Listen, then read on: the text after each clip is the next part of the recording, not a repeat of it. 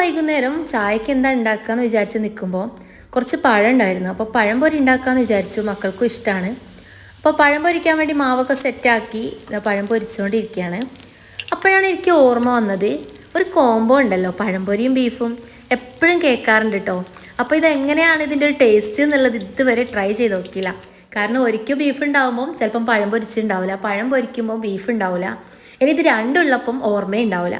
അങ്ങനെ സാധാരണ സംഭവിക്കാറുള്ളത് കേട്ടോ. അപ്പോൾ ഇന്നെന്തായാലും ഒന്ന് ട്രൈ ചെയ്ത് നോക്കാമെന്ന് വിചാരിച്ചു. അപ്പോൾ ഇത് അൺഎക്സ്പെക്റ്റഡ് ആയിട്ട് സംഭവിച്ചതാണ് കേട്ടോ. അല്ലാതെ ഓർമ്മ വന്നിട്ട് പഴം പൊരിച്ചതല്ല. പഴം പൊരിക്കുമ്പോഴാണ് എനിക്ക് ഈ ബീഫ് കറി ഉണ്ടല്ലോ എന്ന് ഓർത്തത്. അപ്പോൾ അതൊന്ന് ട്രൈ ചെയ്ത് നോക്കാം, മക്കളെയും വിളിച്ച്.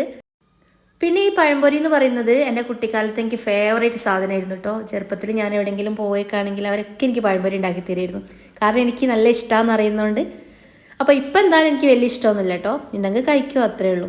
അപ്പോൾ എന്തായാലും നമ്മൾ ട്രൈ ചെയ്ത് നോക്കാൻ പോവാണേ. ബീഫിൻ്റെ ചെറിയ പീസൊക്കെ ആയിട്ട് ഞാൻ മെല്ലെ ഒന്ന് കഴിക്കുന്നുണ്ട് കേട്ടോ. എന്തായാലും ഞാൻ കഴിച്ചപ്പോൾ എനിക്ക് വലുതായി ഇഷ്ടപ്പെട്ടില്ല കേട്ടോ. പക്ഷെ പലരും പറയുന്ന കേൾക്കാറുണ്ട് നല്ല കോമ്പിനേഷനാണെന്ന്. ഇത് എൻ്റെ പേഴ്സണൽ അഭിപ്രായത്തിൽ എനിക്ക് വലിയ ഇഷ്ടമായില്ല. പക്ഷേ ഇഷ്ടപ്പെട്ട 2 വ്യക്തികളുണ്ടായിരുന്നു, എൻ്റെ 2 മക്കൾ.